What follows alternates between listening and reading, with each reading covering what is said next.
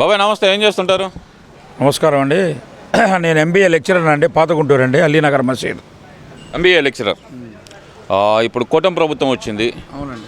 18 months అవుతుంది. ఈ 18 monthsలో రాష్ట్రంలో అరాచకం పెరిగిపోయింది అనేది వైసీపీ నాయకుల వాదన. వాళ్ళు ఆ మాట ఎందుకు అంటున్నారంటే నిన్న అంబటి రాంబాబు గారి ఇంటి మీద జరిగిన దాడి వల్ల వాళ్ళు ఆ మాట అంటున్నారు. మరి ఒక సామాన్య పౌరుడిగా గత 2019 నుంచి 24 వైసీపీ ప్రభుత్వాన్ని గమనించాను. ఈ 1824 నుంచి కూటమి గవర్నమెంట్ని పవన్ కళ్యాణ్ మోడీ గారు, చంద్రబాబు నాయుడు గారు, నారా లోకేష్ గారు ఆధ్వర్యంలో ఉన్న గవర్నమెంట్ పరిశీలించానండి. అసలు అరాచకం అనేది లేదండి. లా అండ్ ఆర్డర్ చాలా పటిష్టంగా పనిచేస్తుందండి.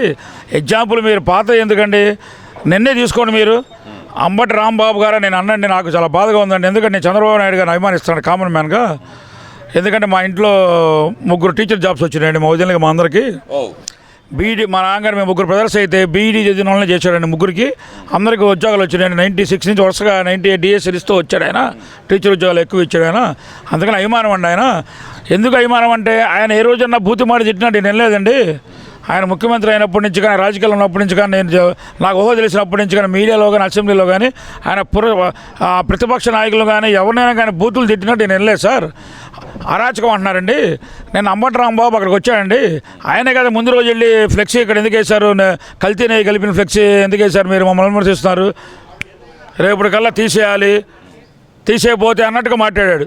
తీసేయాలంటే డెమోక్రటిక్. నేను చక్కా వేసుకున్నాను, నువ్వు చక్కా తీసేయమంటే నువ్వెవరు? మా నాన్న, మా అన్నయ్య, మా భార్య పిల్లలు చెప్పాలి. బయటోళ్ళు చెప్పడానికి లేదు కదా, నాకు ఇష్టం ఉండేది చేస్తా లేదు. నువ్వు బయటోడివి, వాళ్ళ పార్టీ వాళ్ళు పెట్టుకున్నారు, అదే కామన్ పీపుల్ పెట్టుకున్నారు అనుకుందాం. నువ్వు తీసేయమని ఎలా అంటావు? నువ్వు కూడా నిరసన, దానికి తగ్గ నిరసన ప్రకటించు. ఆ ఫ్లెక్సీ దగ్గర నువ్వు కూడా నిరసన ప్రకటించు బాగా. రేపు పొద్దున కాళ్ళు తీసేస్తాం అనేటప్పటికి నాకేమర్థమైందంటే ఈ తెలుగుదేశం పార్టీ కార్యకర్తల నాయకులు ఆ ఫ్లెక్సీ దగ్గరికి వచ్చారు. పొద్దున్నే చింపేస్తారేమోనని వచ్చారు కర్ర తీసుకొని. అంతేగాని ఆ అంబటి రాంబాబుని కొట్టడానికి ఏం రాలేదు. వైఎస్ఆర్ పార్టీ వాళ్ళు ఇంకేమైనా సంఘ విద్రోహ శక్తులు కుట్రబన్ని ఆ తర్వాత రోజు చెప్పగానే అంబటి రాంబాబు చెప్పగానే రేపు ఫ్లెక్సీ దిగిపోతే అంటే ఒకళ్ళు దాన్ని చింపేస్తారేమో, దాన్ని ఎరగొట్టేసి తగలబెడతారేమో అని చెప్పి వాళ్ళ అభిమానంతో వాళ్ళు వచ్చారు అక్కడికి. ఆత్మరక్షణ కోసం కర్ర తెచ్చుకున్నారు. ఎందుకు ఈ కర్ర గురించి చిన్న బ్రేక్ ఇస్తున్నాను. ఇంతకుముందు వైఎస్ఆర్ గవర్నమెంట్ 2019-24 ముందు బంద్ చేశారు ఇక్కడ కారణంతో. చంద్రబాబు నాయుడు గారిని అరెస్ట్ చేసినప్పుడు బంద్ చేశారు.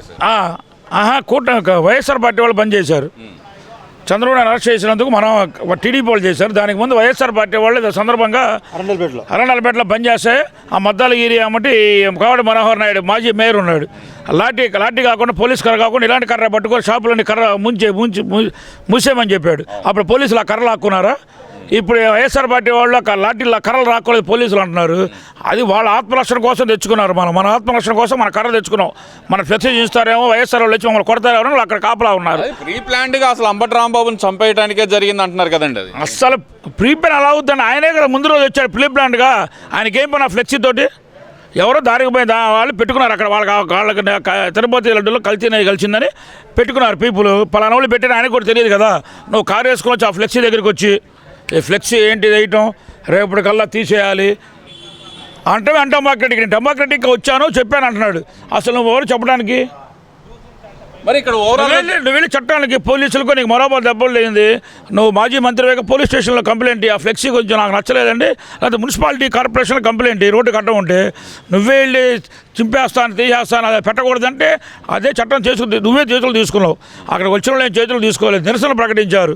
నువ్వు కారు వేసుకొని వచ్చి ఆ ముందు రోజు ఫ్లెక్సీ తీసేయాలంటే గుడికి వెళ్తా వస్తే ఎవరైనా కానీ ధర్నా చేస్తారు, నిరసన ప్రకటిస్తారు. అక్కడికి వచ్చిన నిరసన ప్రకటించారు. నీ మీద కర్రలు పెట్టి కొట్టలే, ఏం కొట్టలేదు.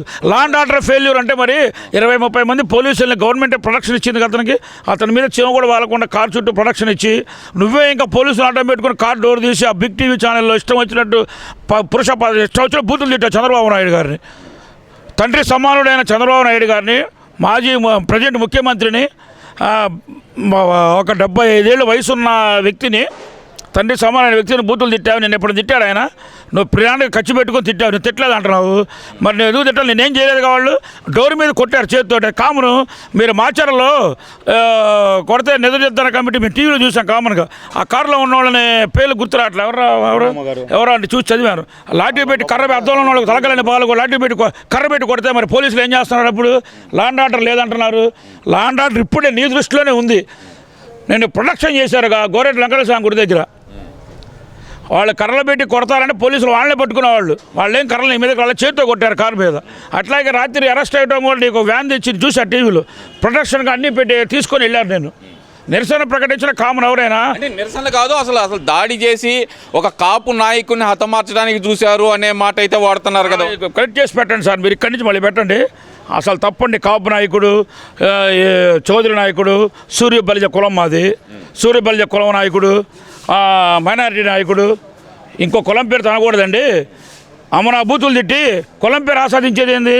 నువ్వు అమరాబూతులు ఎందుకు తిట్టావు? నువ్వు అమరాబూతులు తిట్టి కాపు వాళ్ళని అరెస్ట్ చేస్తున్నారంటే మరి ఇంతకుముందు పట్టాభి గారు ఉన్నారు.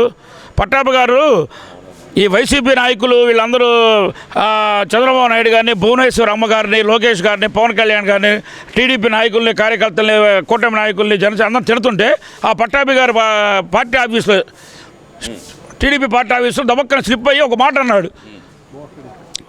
ఒక పదం వాడేశాడు ఆయన.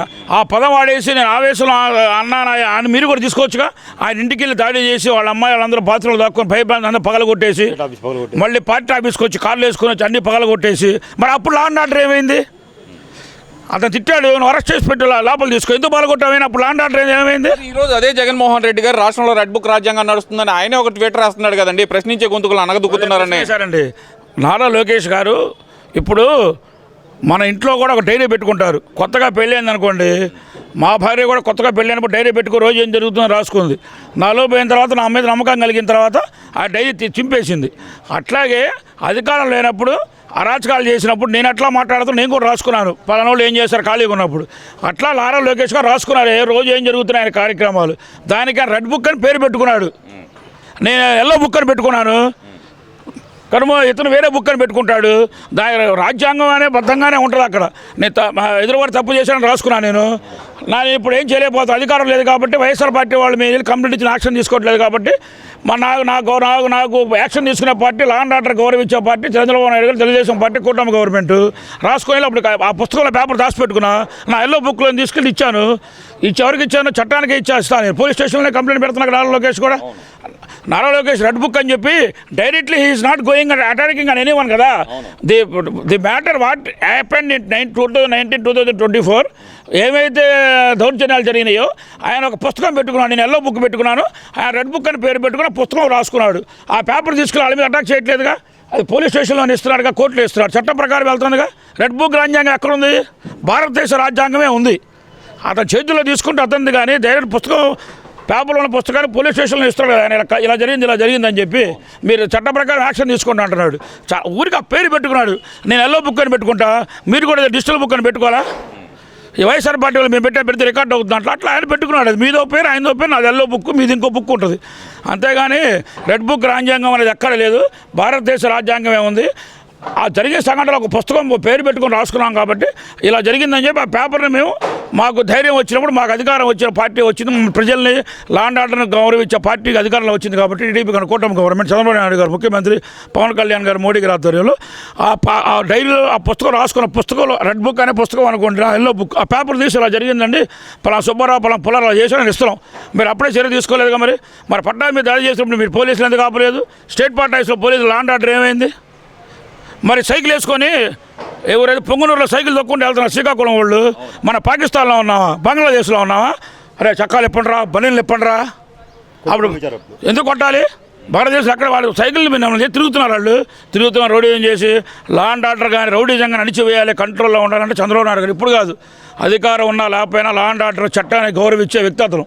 ఎంతో చట్టాన్ని గౌరవించబట్టి మీ వ్యాన్లో వెళ్ళారు. ఇంట్లో రాళ్ళు వేయటం ఎన్ని అంటే మా బండి నిరసనలో మీరు వేస్తారు, ఎవరైనా వేస్తారు, దాన్ని ఆపారు కదా. మీ ప్రాణహాని ఏం జరగలేదు, చాలా ప్రొటెక్షన్ ఇచ్చారు మీకు.